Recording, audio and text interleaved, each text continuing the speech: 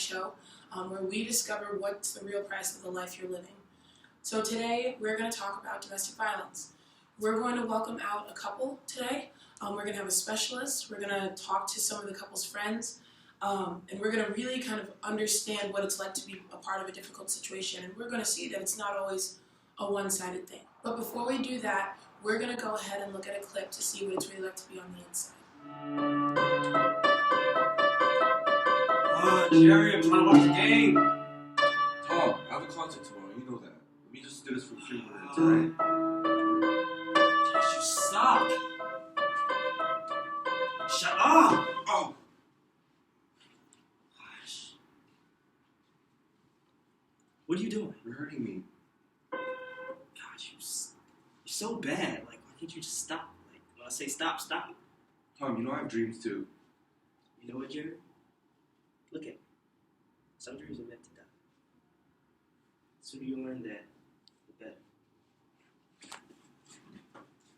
Tom and Jerry have been in a relationship for 2 years now, and we are going to hear each of their perspectives on what's been going on. Please join me in welcoming Tom and Jerry. Hello, Doc. Thanks for coming. You guys here? It's okay. Yeah. So, how are you guys doing today? Great, we're doing fine. I'm doing good. I mean, I don't really know why I'm here, but, you know, whatever. So, we saw those scenes. What happens in your mind when these things are going on? I'm just lonely and scared. I feel depressed sometimes. Just emotionally damaged. And I'm just afraid of getting hurt by them. But really? Afraid? Look at him. He's twice my size. And he's afraid of me hurt. It makes no sense. No sense. Nothing's going on in his head. It's just a bunch of air. Lies. So, what's going on in your mind when these things are happening?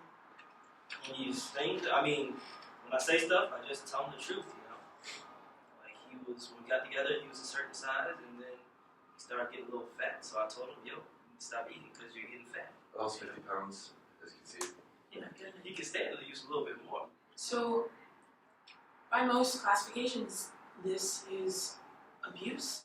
Do you not see that? No, I wouldn't call it abusive. Like I said, I'm just telling the truth. I mean, I don't know why he can't take it. You know, he's big. He's bigger than me. He should be able to be tough and take it. Like, my mom, for example, my dad would do stuff to her. She'd take it. She'd cry with it. You know, she would whine, bring him on talk shows and talk about their problems. Like, what is this? I just think he needs to grow up, stop acting like a punk. So, Jerry, why do you stay? Well, I still feel like he loves me inside, even though he does these things. I just feel like I should be there for him. Dr. Phil, so I know you are an expert on these kinds of things. Why is it that Jerry stays in a relationship that can be seen as abusive? Well, Dr. Price, there are many reasons why somebody would stay in an abusive relationship. Number one is that they may fear retaliation. We see that in many cases. Reports of abuse come in after a relationship is ended. So a second reason is simple financial dependence. The abusee may not know what other options that they have financially. Third reason is a simple afraid of being alone. And a fourth reason is that they may feel responsible for the abuse and they may think that it's their fault the abuse is occurring. So we're actually going to bring out a close friend of Jerry's. Please welcome Christian. Oh my gosh. Watch out. Oh, sorry. Thanks for having me, Dr. Price. Thank you for coming. So I know you were there when they first met, and what was that like when Jerry first met Tom?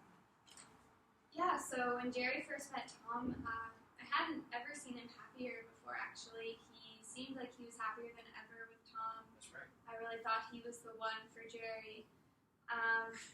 Yeah, they had a really great relationship. I never really saw this coming, actually. I'm actually really surprised. So, at what point did you notice things were starting to get a little strange?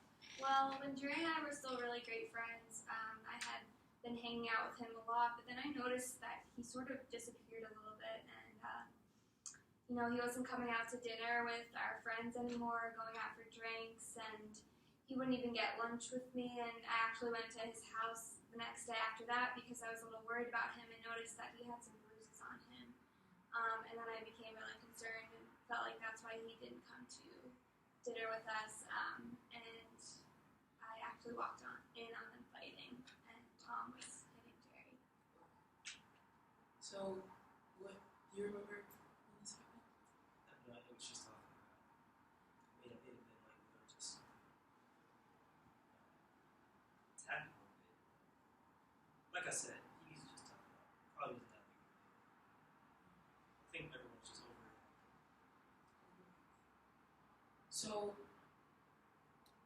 have you guys ever considered going to therapy? Or? Tom says we don't have a problem, so there's no point in going. Just a waste of money and time.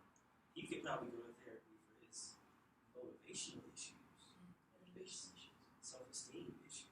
I can't seem to fix it. I try to care about him and stuff like that, but he needs to grow up. Well, this is all we have for today. Please, everybody, big round of applause for Christian, Jerry, and Tom. Thank you so much for sharing your story with us. And we just wanted to open our arms to anybody out there who is in a relationship that they may or may not consider abusive. There are plenty of places you can call. There are hotlines. There are people you can contact. Please do so.